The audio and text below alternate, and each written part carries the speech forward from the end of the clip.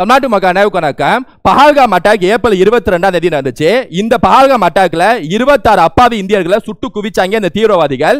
இந்த தீவிரவாதிகளை தேடுதல் வேட்டையில இந்திய ராணுவம் ஒரு பக்கம் போயிட்டு இருக்கு. இன்னொரு பக்கம் இந்த தீவிரவாதிகள் உற்பத்தி ஆகக்கூடிய இடங்கள் இருக்குல்ல, அதாவது தீவிரவாதிகள் கூடாரங்கள் இருக்குல்ல, அவங்க வெப்பன்ஸ் சேகரிக்கக்கூடிய இடங்கள், அவங்க பயிற்சி எடுக்கக்கூடிய இடங்கள், அவங்க தங்கக்கூடிய இடங்கள், அவங்க வசிக்கக்கூடிய இடங்கள் சொல்லிட்டு 9 இடங்களை இந்திய ராணுவம் நைட்டோட நைட்டா தரை மட்டமாக்கி இருக்கு. அதுக்கு என்ன ஆபரேஷன் பேர் வச்சிருக்காங்க அப்படின்னா ஆபரேஷன் சிந்தூர் அப்படின்னு சொல்லிட்டு பேர் வச்சிருக்காங்க. சிந்தூர் அப்படின்னா தமிழ்ல குங்குமம் அப்படின்னு சொல்லிட்டு அர்த்தம். இந்த ஆபரேஷன் சிந்தூர்ல மொத்தம் ஒரு 9 இடங்களை வந்து தரைமட்டமாக்கி இருக்காங்க இந்திய ராணுவம். இதுல முக்கியமான ஒரு விஷயம் என்ன அப்படின்னா அந்த 9 இடத்துல 4 இடம் பாகிஸ்தான்ல இருக்கு. அந்த நாட்டுக்குள்ளேயே போயிட்டு தரமான சம்பவத்தை செஞ்சுட்டு வந்திருக்காங்க இந்திய ராணுவம். மீதி 5 இடங்கள் வந்து பாகிஸ்தான் ஆக்கிரமிப்பு காஷ்மீர் இருக்குல்ல அங்க இருக்கு. இந்த மேப்ல இதான் 9 இடங்கள். இல்ல குல்பூர், கோட்லி, பிம்பர் இதெல்லாம் வந்து அவங்க ஏவுகணைகளை வந்து அதாவது பதுக்கி வைக்கக்கூடிய இடங்கள், அவங்க தங்கக்கூடிய இடங்கள் சொல்லிட்டு தீவிரவாதிகள் கூட டெரரிஸ்ட் கேம்ப்னு சொல்லுவாங்கல்ல அப்படின்னு சொல்லிட்டு கரெக்டா டெரரிஸ்டா பார்த்து அக்யூரேட்டா அடிச்சிருக்காங்க இந்திய ராணுவம். இதுல ரொம்ப முக்கியமான இடம் பொறுத்த வரைக்கும் பாத்தீங்கன்னா இந்த முசவராபாதுங்க. இந்த முசவராபாதுங்கிறது பாகிஸ்தான் தலைநகரம் பக்கத்துல கூடிய இடம். அங்க வந்து இறக்கிருக்காங்க குண்டை போட்டு தகர்த்திருக்காங்க இந்திய ராணுவம். இன்னொரு முக்கியமான இடம் பொறுத்த வரைக்கும் பாத்தீங்கன்னா இந்த பஹவல்பூர். இந்த பஹவல்பூர் என்ன, இது ரொம்ப முக்கியமான தீவிரவாத கூடாரம். இந்த பஹவல்பூர்ல தான் வந்து ஜெய்ஷ் இ முகமது தீவிரவாத அமைப்போட தலைமையிடம் ஹெட் குவார்ட்டர்ஸ் இங்க தான் இருக்கு. அந்த ஹெட் குவார்ட்டர்ஸ் குண்டு போட்டு தரை மட்டம் ஆக்கிட்டாங்க இந்திய ராணுவம். அந்த ஜெய்ஷ் இ முகமதோட தலைவர் யார் அப்படின்னா இவர் தான் மசூத் அசார். இந்த மசூத் அசார் குடும்பத்தை சேர்ந்த 10க்கும் மேற்பட்ட நபர்கள் பலி. கூடுதலாக இந்த மசூத் அசாரே பலியாயிருப்பாரான்னு சொல்லிட்டு இன்னும் உறுதிப்படுத்தவில்லை. அதை நம்ம பொறுத்து வந்து பார்க்கலாம். அதே மாதிரி அடுத்தது என்ன அப்படின்னா இந்த தீவிரவாத அதாவது இந்த 9 இடங்களை பொறுத்த வரைக்கும் இந்தியா எப்படி டார்கெட் பண்ணுதுன்னா பாகிஸ்தான் மக்கள் இல்ல, பாகிஸ்தான் ராணுவம் இல்ல, பாகிஸ்தான்ல இயங்கக்கூடிய தீவிரவாத கூடாரம், பாகிஸ்தான் ஆக்குபைடு காஷ்மீர்ல இயங்கக்கூடிய தீவிரவாத அமைப்பு ரூட்டே அழிச்சு விட்டுலாம், ஆரம்பமே அழிச்சு விட்டுலாம். அதான் இந்திய ராணுவத்தோட எய்ம், அதான் இந்திய ராணுவத்தோட டார்கெட். எங்க உற்பத்தி ஆறாங்க இனிமேல் உற்பத்தி ஆகக்கூடாது, தரை மட்டம் தகர்த்திடணும், ஃபுல்லாத்தையும் குண்டை போட்டு ஒளிச்சு கட்டணும். அதான் இந்திய ராணுவத்தோட எய்ம். அதனால வந்து பாகிஸ்தான் மிலிட்டரி பேஸ் அட்டாக் பண்றதோ, பாகிஸ்தான் அப்பாவி மக்கள் அட்டாக் பண்றதோ இந்திய ராணுவத்தோட எய்ம் இல்ல. சரியா தீவிரவாதி என்ன அட்டாக் செஞ்சல ஒன்னு அட்டாக் பண்ணி முடிக்கிறான் பார், இனிமேல் தலை தூக்கவே கூடாது நீ அப்படின்ட்டு. அதுல குறிப்பா பொறுத்த வரைக்கும் பாத்தீங்கன்னா 2 அமைப்பை வந்து இது டார்கெட் பண்ணிருக்காங்க இந்திய ராணுவம். ஒன்னு ஜெய்ஷ் இ முகமது சொல்லக்கூடிய இப்ப சொன்னல அந்த அமைப்பு, இன்னொன்னு லஷ்கர் தாய்பான்னு சொல்லக்கூடிய அமைப்பு. இந்த எல்இடி அமைப்பு மற்றும் ஜெய்ஷ் இ முகமது இந்த 2 அமைப்பை டார்கெட் பண்ணி தான், இந்த 2 அமைப்போட கூடாரத்தை டார்கெட் பண்ணி தான் ஒளிச்சு கட்டினாங்க இந்திய ராணுவம். இந்த 2 அமைப்போட ஒட்டுமொத்த தீவிரவாத கூடாரத்தை. அது மட்டும் இல்லாம இந்த அட்டாக் பண்ணது நைட்டு டைம்ல. இந்த அட்டாக்க பண்றதுக்கு பயன்படுத்திய வெப்பன்ஸ் ரொம்ப முக்கியம். அதுல குறிப்பா ரஃபேல் ஜெட்டை சொல்லியே ஆனோம். ரஃபேல் ஜெட் பிரான்ஸ்ல இருந்து இறக்குமதி பண்ணாங்க. ரொம்ப மாடர்ன் நவீன லெவல்ல வந்து ஹை டெக்னாலஜி கொண்ட ஒரு ஃபைட்டர் ஜெட்டுங்க. அது சுமார் 2000 கிலோமீட்டர் ஸ்பீட்ல போகுது. இதை யூஸ் பண்ணி தான் வந்து தரைமட்டம் ஆக்கியிருக்காங்க. இந்த ஜெட்டை யூஸ் பண்ணி தான் இதுல மிசைல லோட் பண்ணி தான் இறக்கிருக்காங்க. ரைட்டா? ரேஞ்சை பொறுத்த வரைக்கும் 3700 கிலோமீட்டர். சும்மா ஒரு வாட்டி ஃபியூல போட்டு சும்மா போயிட்டு சரு போயிட்டே இருக்கலாம். Load capacity missile loading capacity 9500 kilogram. ஒட்டுமொத்த வெயிட்டை பொறுத்த வரைக்கும் 24500 கிலோகிராம். இந்த ரஃபேல் ஜெட்டோட ஒட்டுமொத்த வெயிட்.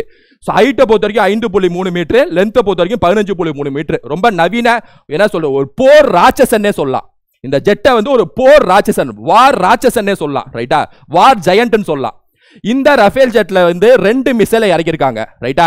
இந்த மிசைல்ஸை பொறுத்த வரைக்கும் உள்ள போய் இறக்கணும் கூட அவசியம் இல்லை. அந்த பாகிஸ்தான் இந்தியா பார்டர்ல வச்சுக்கிட்டு சும்மா இறக்கிட்டோம்னா சரியா போய் தீவிரவாத கூடாரத்துல உளுந்து வெடிச்சிடும். அந்த அளவுக்கு ஒரு மிசைல். அதாவது ஸ்டார்ம் ஷேடோ மிசைல் பாருங்க, ஸ்டார்ம் ஷேடோ மிசைல். இது ஒரு மிசைல். இது சுமார் 250 கிலோமீட்டர் டார்கெட். 250 கிலோமீட்டர் நீண்டு பயணிச்சு சரியா உளுந்து அப்படியே தீவிரவாத கூடாரத்தை வெடிச்சு விட்டுரும். இதான் ஸ்டார்ம் ஷேடோ மிசைல். ரைட்டா? இது வந்து ஏர் டு ஏரும் பயணிக்கும், ஏர் டு கிரவுண்டும் பயணிக்கும். அடுத்த இன்னொரு மிசைலை பயன்படுத்தியிருக்காங்க. அது என்னன்னா ஹேமர் மிசைல். இது ஒரு நவீன மிசைல். ஹேமர் மிசைல் கட்டணம் என்ன மாதிரி ஒரு இரும்புல கட்டினாலும் சரி, கட்டணம் எவ்வளவு ஸ்ட்ராங்கான கட்டினாலும் சரி, போட்டு இறக்குறீங்கன்னு வைங்களேன் 10 செகண்ட் கட்டணம் காலி. அந்த அளவுக்கு ஒரு மிசைல். இந்த 2 மிசைலை ரஃபேல் ஜெட்ல வச்சு எடுத்துட்டு போய் சரியா இறக்கி கதையை முடிச்சு விட்டுருக்காங்க. சரியா? பாகிஸ்தான் கதையிட்டு இருக்காங்க. இப்ப என்ன விட்டுருக்கான்னு சொல்லிட்டு கதையிட்டு இருக்காங்க பாகிஸ்தான். இங்க அப்படி நடந்துட்டு இருக்கு. இந்த பிபிசி நியூஸ் சேனல் இருக்குல்ல, தயவு செஞ்சு நான் எல்லாத்துக்கும் கேட்கிறேன், இந்த பிபிசி நியூஸ் சேனலை பார்க்கறத நிப்பாட்டுங்க. ஏன் நான் சொல்றேன் அப்படின்னா இவங்க நம்ம சுதந்திரம் இவங்க பாட்டேன் முப்பாட்டேன் ஏன்னா இவங்க பண்ண சேட்டையில இந்தியா வந்து வறுமையில தள்ளிட்டு, இந்தியா பசி பஞ்சல தள்ளிட்டு போனாங்க. இப்ப வரைக்கும் இவங்க அடங்கல. அப்பல இருந்து நான் பார்த்துட்டு இருக்கேன் இந்தியாவுக்கு எதிரான எல்லா செய்தியும் போட்டுட்டு இருக்காங்க. அப்பல இருந்து சுதந்திரம் கட்சியில இருந்து இப்ப வரைக்கும் 2005 எய்ட்ஸ் கேபிட்டல் இந்தியா வந்து பேர் வைக்கிறாங்க. இவங்க தான் பேர் வச்சது. எய்ட்ஸ் கேபிட்டல், உலகத்தோட எய்ட்ஸ் கேபிட்டல் அப்படின்னு சொல்லிட்டு பேர் வச்சாங்க.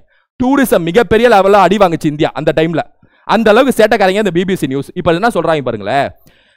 அதாவது இந்த டெரரிஸ்ட் அட்டாக் நடந்துச்சு பஹல்காம், அப்பல இருந்து இப்போ வரைக்கும் நான் பார்த்துட்டு இருக்கேன். எந்த இடத்துலயுமே இது ஒரு டெரரிஸ்ட் அட்டாக் அப்படின்னு சொல்லிட்டு பயன்படுத்தவே இல்லை. எல்லா இடத்துலயுமே டெட்லி மிலிட்டன்ட் அட்டாக்கு, கன்மன் அட்டாக்கு, போற போக்கில் அவனை சுட்டுட்டான், இப்படிதான் பயன்படுத்துறாங்க பிபிசி நியூஸ். ரைட்டா? அதனால வந்து எனக்கு பொறுத்த வரைக்கும் இந்த மாதிரிலாம் பயன்படுத்துறது, அதாவது டேரக்டா சொல்லணும். என்ன இவங்க அப்பையில இருந்து இப்ப வரைக்கும் திருந்தல மாமாங்க மாதிரி தான் இருக்காங்க. அதனால இவங்க சேனலை பார்க்கறது நிப்பாட்டுங்க. அது மட்டும் இல்லாம அடுத்த ரொம்ப முக்கியமான விஷயம் என்ன அப்படின்னா, இப்ப பதிலடி கூத்துருக்கு. இது முதல் கட்ட பதிலடி தான். இந்தியா பொறுத்த வரைக்கும் இது முதல் கட்ட பதிலடி தான். இது ஒரு ட்ரெய்லர் தான். ரைட்டா? இது ஒரு ட்ரெய்லர் தான். இப்போதைக்கு மெயின் பிக்சர் இனிமேல் தான் இருக்கு. இப்ப இந்த சமயத்துல சமூக வலைத்தளங்கள்ல ரெண்டு விதமான மக்கள் ரெண்டு விதமான விஷயத்த பேசுற மாதிரி நான் பாக்குறேன். ஒன்னு அட்டாக் பண்ணுங்க அப்படின்னு சொல்லிட்டு, இன்னொன்னு எதுக்கு சே நோ டு வார், போர்லாம் வேணாமே, வி வாண்ட் பீஸ், நமக்கு எப்போ அமைதி தானே வேணும், நம்ம நட்போட போலாமே, நம்ம பொறுத்து கொண்டு போலாமே, நம்ம வந்து விட்டு கொடுத்து போலாமே, அதாவது மனித நேயத்தோட போலாமே, ஹியூமனிட்டி தானே முக்கியம், அமைதி தானே முக்கியம், மனிதம் தானே முக்கியம், மனிதநேயம் தானே முக்கியம் அப்படின்னு சொல்லிட்டு சொல்றாங்க. அது இல்லாம இந்த மாதிரி பாட்டு, அதாவது இந்த மலரோடு மலருங்க அப்படின்னு சொல்லிட்டு ஞாபகம் வச்சுங்க. இந்த மாதிரி பாட்டுலாம் போடுறீங்களே, இந்த விஷயம் இருக்குல்ல, இப்ப நடந்திருக்க இந்த விஷயம் இருக்குல்லப்பா, அதாவது பஹல்காம் அட்டாக்கு, அதை தொடர்ந்து இந்தியா பதிலடி குத்துச்சுல, இந்த விஷயமே மதம் ஜாதில கடந்த விஷயம். இந்த விஷயம் வந்து இந்தியாவோட ஒற்றுமை சம்பந்தப்பட்ட விஷயம் இல்ல. நல்லா புரிஞ்சுக்குங்க. இந்தியால இந்து முஸ்லிம் கிறிஸ்டின் எல்லாம் ஒற்றுமையா தான் வாழ்கிறோம், எல்லா தேசப்பற்றோட வாழ்கிறோம். இந்தியால எல்லாமே சமத்துவமான எல்லா மனிதநேயத்தோட தான் வாழ்கிறோம். அதுல எந்த மாற்ற கருத்து இல்ல. இந்தியால எல்லாருமே யூனிட்டியா தான் வாழ்றோம். அதுல எந்த மாற்ற கருத்து இல்ல. இது இந்தியா ஒற்றுமை சம்பந்தப்பட்ட விஷயம் இல்ல. இது இந்தியாவா பாகிஸ்தானா, இது இந்தியாவோட சுயமரியாதை சம்பந்தப்பட்ட விஷயம். புரிஞ்சுக்குங்க இந்த விஷயத்தை. இது இந்தியாவோட பாதுகாப்பு சம்பந்தப்பட்ட விஷயம்.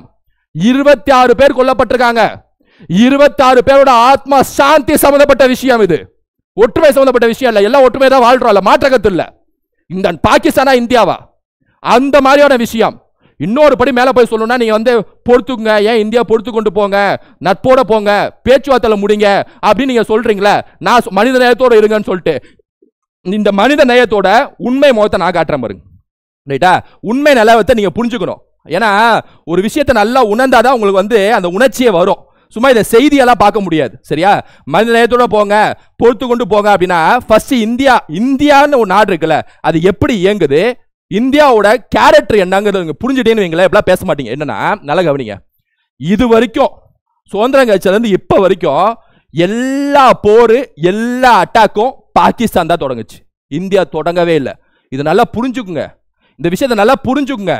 1965 பாகிஸ்தான் தான் தொடங்குச்சு. 1971 பங்களாதேஷ் போர் பாகிஸ்தான் தான் தொடங்குச்சு. 1999 கார்கில் போர் பாகிஸ்தான் தான் தொடங்குச்சு. 2001 பார்லிமெண்ட் அட்டாக் பண்ணுச்சு, பாகிஸ்தான் தான் தொடங்குச்சு. 2008 தாஜ் ஹோட்டல் அட்டாக் பாகிஸ்தான் தான் தொடங்குச்சு. 2016 உரி அட்டாக் பண்ணுச்சு, பாகிஸ்தான் தான் தொடங்குச்சு. 2019 பல்வாமா அட்டாக் பாகிஸ்தான் தான் தொடங்குச்சு. 2025 பஹல்காம் அட்டாக் பாகிஸ்தான் தான் தொடங்குச்சு.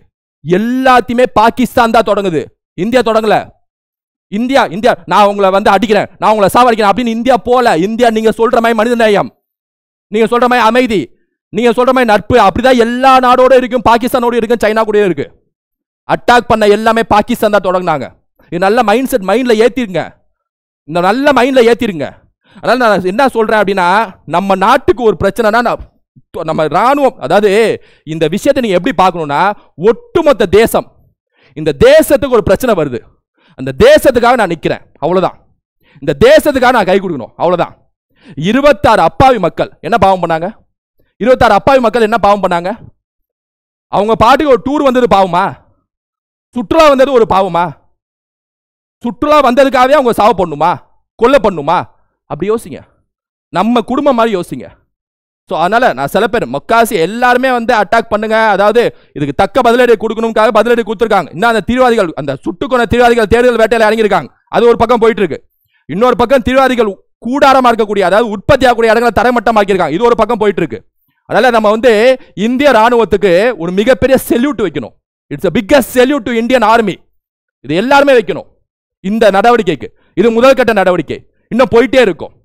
அதனால வந்து நம்ம இதை வந்து கரெக்டா பார்க்கணும், ஒரு பகுத்தறிவோட பார்க்கணும். நம்ம நாடு பிரச்சனை இது, இது நம்ம ஜாதி மதம் சார்ந்த ஒரு நாட்டோட பிரச்சனை.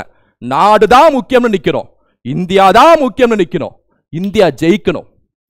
இந்தியா ஜெயிக்கணும். புரியுதா? அந்த மாதிரி நீங்க எல்லாருமே ஒரு புள்ளியில எல்லாமே இணையணும். இந்தியாவுக்காக இணையணும். எந்த ஜாதி எந்த மதம்லாம் இல்ல, இந்தியா நாட்டுக்காக இணையணும். அந்த பார்டர் இந்தியாங்கிற நாட்டுக்காக இணையணும்.